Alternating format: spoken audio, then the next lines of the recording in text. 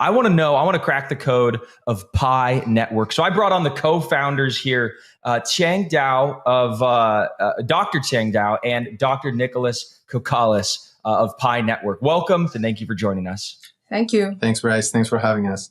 Yeah, so you guys are based out of Palo Alto, is that right? Up in Silicon Valley? Yes, that's right. Nice. And why start Pi Network? What was the grand vision that really got you guys to say, you know what, we're going to dedicate the rest of our lives to this project? Well, Pi Network was started combining all our academic and personal interest. Nicholas is a hardcore computer scientist with expertise in distributed system, which is a precursor to one big component of blockchain. And I myself is a social scientist. So with the second half of my PhD doing human-computer interaction, that's where Nicholas and I collaborated on multiple research projects, studying how to build computer systems to scale and to be used easily by humans. So at the time that, when we were at Stanford exploring with the students, building decentralized applications, we've noticed that, in the industry, there is a big problem of, a lot of technology, but there is no good enough social network in order to build decentralized applications that allows a typical required process, such as user iterations. So this is combining our interests of distributed system, human-computer interaction, social computing, and also the excitement about building a large-scale human movement. This is where we build Pi Network. So is Pi Network like it's a digital currency, but it's also a social network, if you will, and so people could interact. Could you kind of walk us through, if somebody were to download the Pi Network application, what would they be expecting? So it's a digital currency in the sense that you can mine it, and you can mine it on the mobile phone directly. As part of the mining process, you contribute to the consensus algorithm. And it is also the entry point to the Pi ecosystem, where you can see and use different Pi utilities.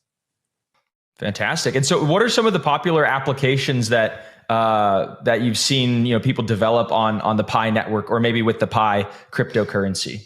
Well, to start, there is a very important step for us to migrate our social network to our mainnet blockchain. And the key step is called KYC. And one application of the Pi cryptocurrency is that people can pay Pi to get their IDs verified in order for them to migrate to the mainnet. And this is a very strong utility in the sense that, native currency Pi is used to pay for real human labor that result in valuable work in the world.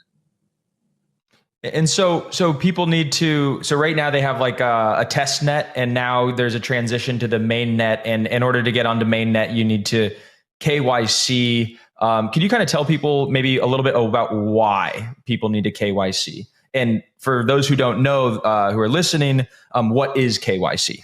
Okay.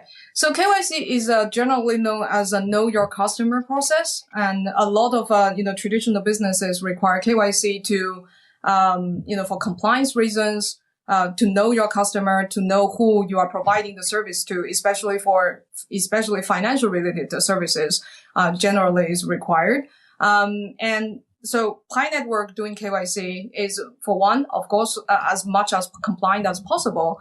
Second is also for our own policy. For example, in Pi, we require one person per account.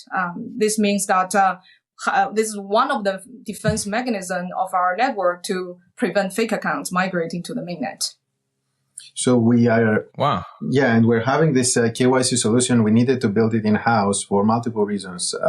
Scalability is a big one of them. And scalability not only in the sense that we have a large network of people that spans across almost every country region in the world. And we are talking about tens of millions of people. And we couldn't find any KYC solution out there that could have solutions for every single country's IDs. Number one, about scalability. But also number two of scalability is that there's no currently KYC still requires some human intervention. So there is a lot of machine learning and AI algorithms that are helping with liveness detection and with identification of the IDs and understanding what's on the ID documents, but it still needs some human support. So any KYC solution we talk to could only scale to thousands of KYCs per day, like small amount of KYCs per day. But in our case, with such a vast network, which we are preparing for the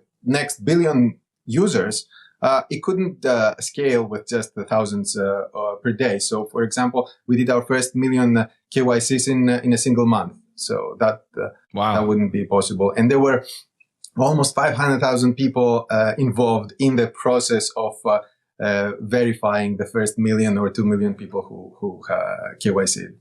So that's a tremendously large number, especially when we talk about, crypto sort of networks. And, if you look at any of the DeFi apps, for instance, they have a few thousand users every single day. You look at some of these, decentralized metaverses, not pointing any fingers, not naming any names. Everybody's doing a great job. There's just not that many users on a day-to-day basis. NFTs, the volumes are down 99%. So my question to you is, man, how did you guys, grow to get, millions and millions of users? And what are kind of like the metrics that you guys have? Like you have 1 million users, you have 10 million users. And how did you get all these users? Well, it comes down to the unique strategy of ours. And the core strategy is accessibility. And accessibility has threefold, I guess. One is financial accessibility. In Pi, everybody can mine for free. They don't need to pay anything to enter. Another accessibility is knowledge accessibility. We build our UI to be really intuitive. For example, the mining component, they can mine on the phone. So you don't necessarily need the computer science knowledge about setting up a node in order to mine. And then there is also the, system design accessibility. That is, in addition to people find it easy to mine, they also find it easy to use. So all these, factors contribute to the accessibility. And also the strategy of accessibility also have the result of, more fair, and more widely distribution of the cryptocurrency.